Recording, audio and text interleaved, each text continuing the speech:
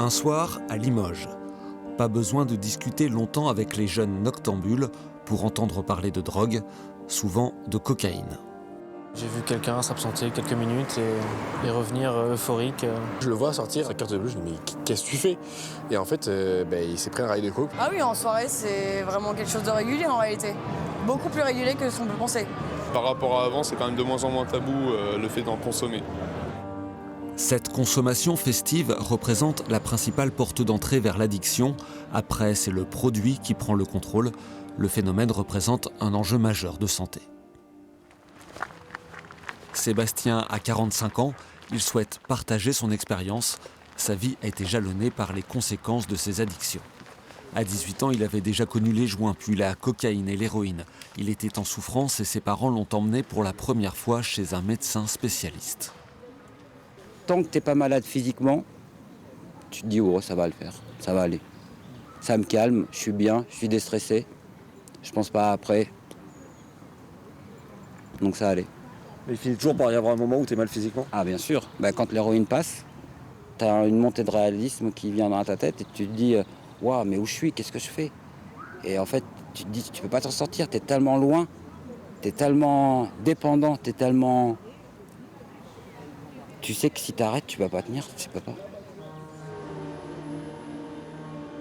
Le parcours débute en ville, au XAPA, le centre de soins, d'accompagnement et de prévention en addictologie. Souvent, les patients s'y expriment pour la première fois. Sortir d'un mensonge, c'est compliqué.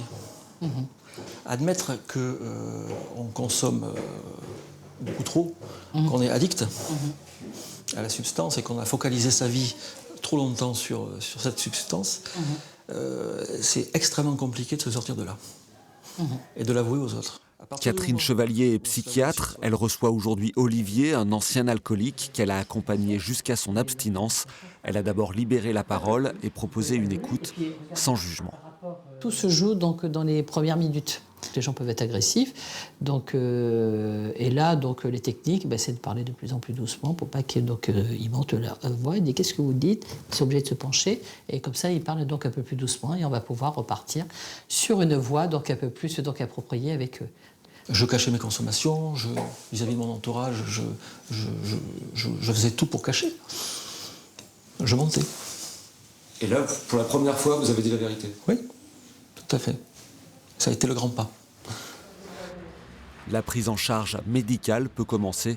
C'est le début d'un long cheminement. Si vous êtes décidé à vous traiter, on peut vous amener, il y aura peut-être des rechutes, mais il y a un moment, on va essayer d'aller vers quelque chose où on va pouvoir être donc heureux et avoir une meilleure qualité de vie. Si c'est ça la guérison, on va tout faire pour y arriver. Dans ce parcours, une hospitalisation est parfois nécessaire quand il y a plusieurs produits, plusieurs troubles physiques et psychiatriques, ou pour éloigner le patient d'un milieu qui l'encourage à consommer. Un sevrage difficile, Sébastien est passé par là plusieurs fois.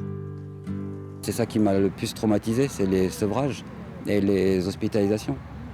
Où tu passes des 3-4 jours sans dormir. J'étais plus moi-même, quoi. Je sentais même plus mon corps, j'étais trop mal. Je sais que plusieurs fois, j'avais envie de mourir, quoi. C'est des endroits que je veux oublier, ça m'a servi. Le dernier m'a servi. La dernière fois que je suis sorti de là-dedans, je me suis dit, plus jamais je remets un pied dedans. C'est l'unité Simone de Beauvoir de l'hôpital Esquirol qui reçoit ces sevrages complexes. Quelle couleur? Quelle couleur? Jaune. Il y a d'abord une période de sevrage physique avec beaucoup de surveillance pour identifier les symptômes du manque et tenter de les soulager.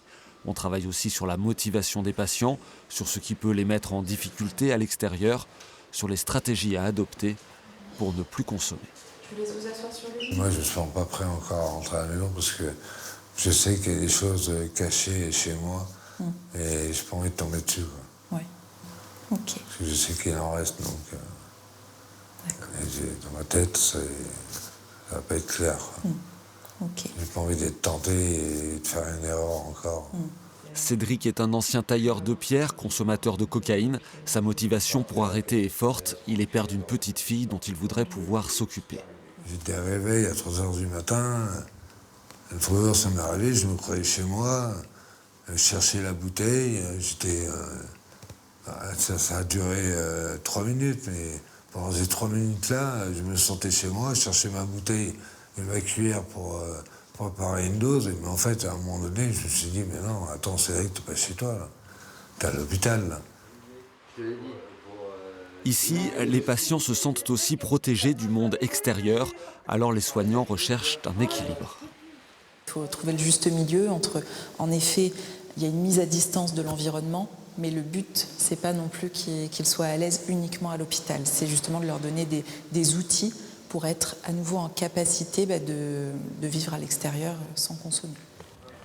La prise en charge passe aussi par le sport. On renoue avec son corps, on se prépare à recréer du lien social en dehors de l'hôpital. Les coachs sont des infirmiers et pour les patients, c'est un nouveau rapport aux soins.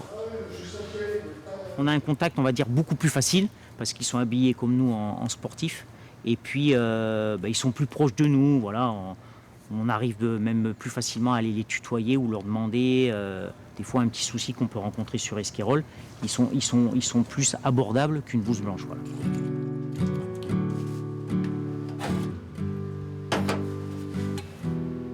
Aujourd'hui, Sébastien ne se drogue plus, mais il est accompagné et il continue de prendre un traitement tous les jours, comme s'il était atteint d'une maladie chronique. C'est de la méthadone, un opioïde puissant qui traite les symptômes du manque, distribué à la gélule près par son médecin dans un rapport de confiance. La méthadone en gélule, donc moi j'ai 2 dosages. J'ai le dosage de 40 et le dosage de 20.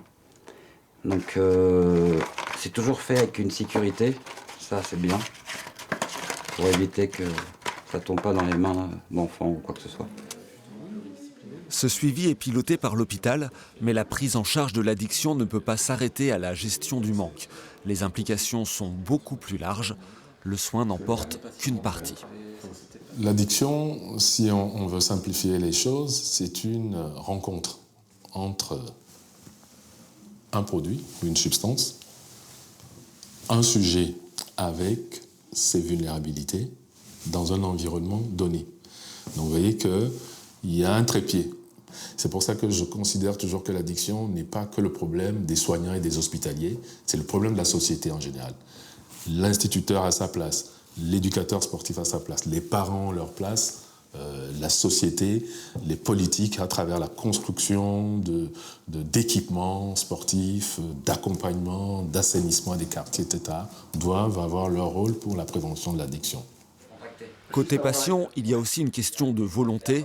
Même si la toxicomanie est derrière lui, la drogue fera toujours partie des préoccupations de Sébastien. C'est pas facile tous les jours, mais ouais, c'est mon histoire et je sais que c'est quelque chose que j'ai réussi à dépasser. Après, c'est pas sans difficulté, quoi.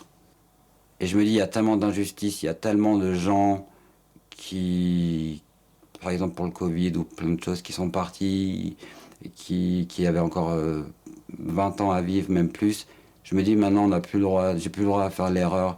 Je veux trop faire attention à ma santé pour retomber là-dedans. Non. Sébastien a des projets, il veut travailler dans le prêt-à-porter et peut-être encore partager cette histoire, car on peut se libérer de la drogue, mais il est beaucoup plus rapide de rentrer dans l'addiction que d'en sortir.